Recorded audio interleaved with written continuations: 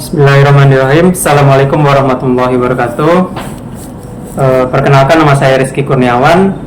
Saya mahasiswa program Pascasarjana Manajemen Magister Manajemen Agribisnis tahun 2025. Di sini saya akan menjelaskan ujian tengah semester UTS dengan mata kuliah Ekonomi Manajerial dengan soal permintaan konsumen terhadap produk pertanian dapat difungsikan sebagai berikut. QDX sama dengan 500 kurang 5PX tambah 8 tambah I tambah 10 PR. Jika diketahui besarnya pendapatan rata-rata konsumen US dollar 10 juta per tahun, sedangkan harga produk lain berkualitas adalah 2 juta US dollar. A. Berapa jumlah permintaan konsumen yang dapat maksimumkan TR penerimaan petani? Jelaskan perhitungannya. Kemukakan keputusan Anda. B. Jika survei pasar mengetengahkan penawaran terhadap pertanian tersebut sebesar QSX sama dengan min 10.000 tambah 15 PX. Bagaimana dengan harga dan jumlah permintaan di pasar produk pertanian? Jelaskan dengan perhitungan, kemukakan dengan grafik. C. Jika subsidi diberikan terhadap produk pertanian sebesar 2 US dollar per unit, apa yang terjadi dengan harga barang pertanian dan jumlah permintaan serta jumlah penawaran terhadap produk tersebut? Jelaskan perhitungannya.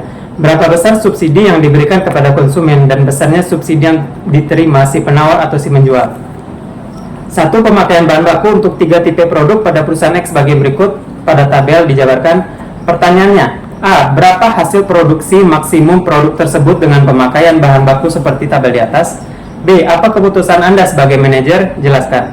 C. Mana tingkat penjualan yang lebih tinggi bagi perusahaan tersebut jika harga jual produk tipe A 50 US dollar per unit, produk tipe B 30 US dollar per unit, dan produk tipe C 20 US dollar per unit? D. Kebijakan mana yang diambil pengusaha tersebut atau tipe mana yang lebih menguntungkan?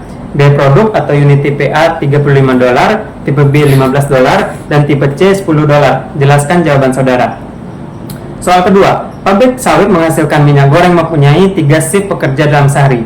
Rata-rata bekerja 6 jam per hari. Untuk meningkatkan produktivitas kerja, maka dibutuhkan pelatihan kerja untuk ketiga shift tersebut. A. Berapa jam sebaliknya pelatihan tersebut dilakukan untuk masing-masing shift tersebut untuk mendapatkan jumlah produktivitas kerja optimal yang dapat dicapai?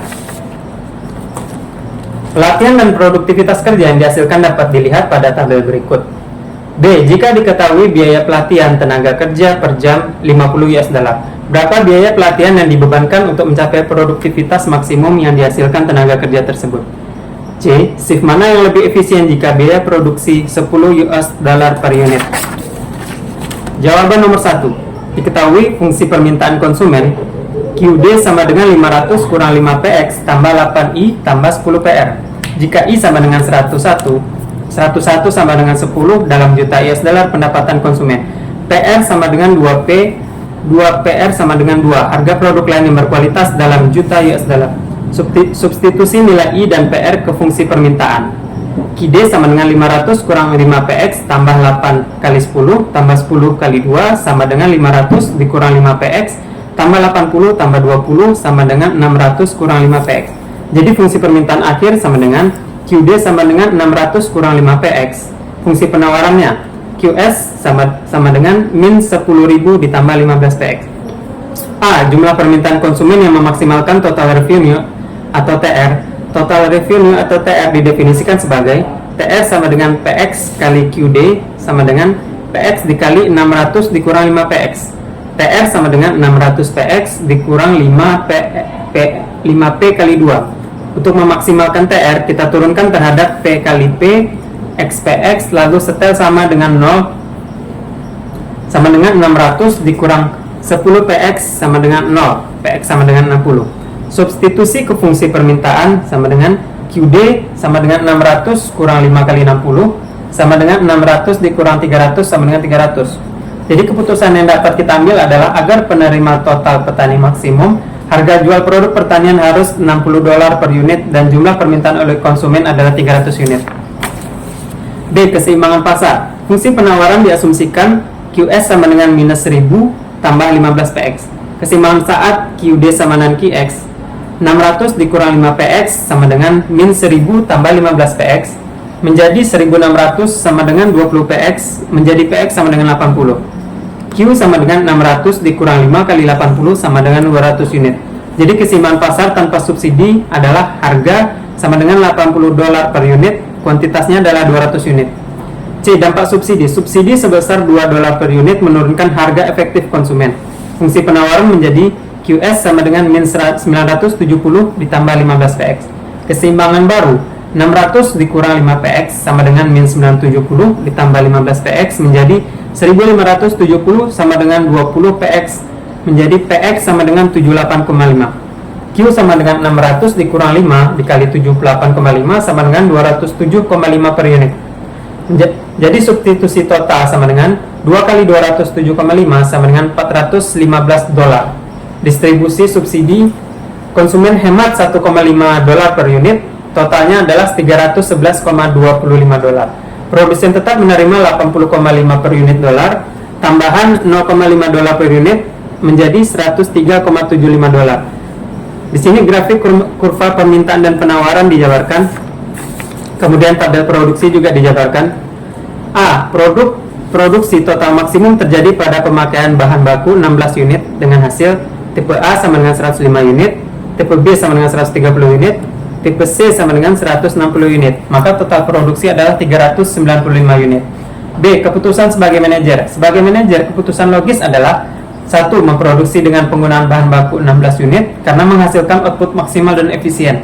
2. Selain itu, pada titik ini juga penjualan dan keuntungan perusahaan berada pada tingkat maksimum. C. Tingkat penjualan, harga per unit.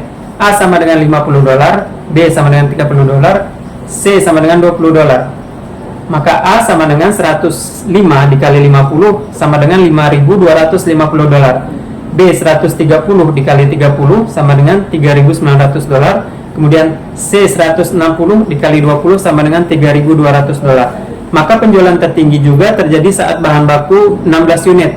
Total penjualan menjadi $12.350. D. Kebijakan yang paling menguntungkan. Jika biaya produksi tipe A sama dengan 35 per unit, laba per unit menjadi $15. Tipe B sama dengan $15 per unit, laba per unit menjadi $15. Tipe C sama dengan $10 per unit, laba per unit menjadi $10. Pada bahan baku 16 unit, laba tipe A sama dengan 105 dikali $15 sama dengan $1.575. Laba tipe B 130 kali $15 sama dengan $1.950. Laba tipe C 160 kali $10 sama dengan $1.600. Maka total laba keseluruhan adalah $5.125. Keputusan yang terbaik yang dapat diambil adalah produksi maksimal 16 unit bahan baku tetap optimal karena 1. Memberikan produksi, penjualan dan laba tertinggi. Yang kedua, tipe B menghasilkan laba tertinggi secara individual, tetapi kombinasi ketiganya memberikan hasil paling menguntungkan. Kemudian jawaban nomor 2, tabel dapat dijabarkan. Jawabannya A. Jumlah produktivitas kerja optimal yang dapat dicapai. Jam pelatihan optimal, shift 1 6 jam atau 92.000 unit, shift 2 6 jam atau 86.000 unit, shift 3 5 jam atau 99.000 unit.